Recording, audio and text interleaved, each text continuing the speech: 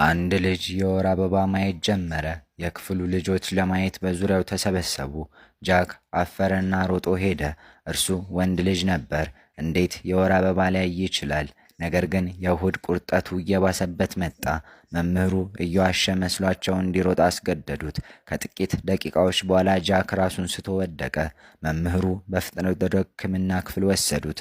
ደሙ ሱሪው ላይ በደንብ ይታይ ነበር። ነርሷ የወር አበባ ነው አለች። መምህሩ ግን ጃክ ወንድ መሆኑን አስረዱ። ወዲያውኑ ወላጆቹን ጠርተው ወደ ሆስፒታል ወሰዱት። ከምርመራ በኋላ ጃክ ሁለት ሙሉ የስነ ተዋልዶ አካላት እንዳሉት ታወቀ። በሕይወት ለመኖር አንዱ መወገድ ነበረበት። እናቱ ጃክ እውነቱን ሊቋቋም አይችልም ብላ ሰጋች። ሚስጥር እንዲሆንም ወሰኑ። ለእርሱም ቀላል ቀዶ ጥገና ነው አሉት። ጃክ ሕይወቱን ሙሉ ለሙሉ ሊቀየር መሆኑን ሳያውቅ ለምርመራ ተስማማ። ከቀዶ ጥገናው ሲነቃ ሰውነቱን ነክቶ አንድ አካል እንደጎደለው ተረዳ። እናቱ ሴት መሆን ያን ያክል መጥፎ አይደለም ብላ አጽናናችው። ያደረገው ተቋቁሞ ሁሉ ከንቱ ሆነ። ጃክ አዲሱን ማንነቱን ተቀበለ። ክፍሉ ሮዝ ቀለም ተቀባ። ጸጉሩ እንዲያድግ ተደረገ። የልደት ስጦታዎቹ ከኳስ ወደ ባርቢ አሻንጉሊቶች ተቀየሩ።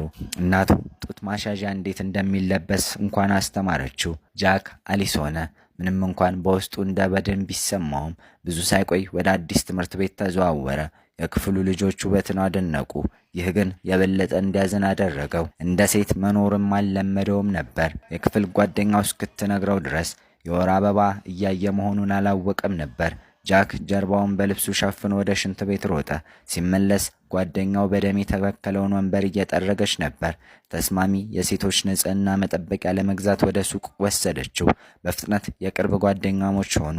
ጃክ ሚስጥሩን ሁሉ ነገራት። ሚስጥሩን ለመጠበቅ ቃል ገብታ ነበር፣ ግን ለሁሉም ሰው አወራች። በማግስቱ መላው የትምህርት ቤት ሰዎች ስለ ታሪኩ አወቁ። አንዳንዶቹ ልጃገረዶች ባለጌ እያሉት ሰደቡት። ጃክ ከፍተኛ ውርደት ተሰማው። ሽንት ቤት ውስጥ ለመደበቅ ቢሞክርም ሌሎች ተማሪዎች በግድ አወጡት። ሴት መሆኑን ለማየት ቀሚሱን ለመግለጥ እንኳን ሞከሩ። የቅርብ ጓደኛው እያባረረች አስጣለችው። ጃክን አቅፋው ደጋግማ ይቅርታ ጠየቀች። ይህ ግን ጃክን አላስደሰተውም። በንዴትና በሐዘን ተሰብሮ ወደ ቤቱ ሮጠ።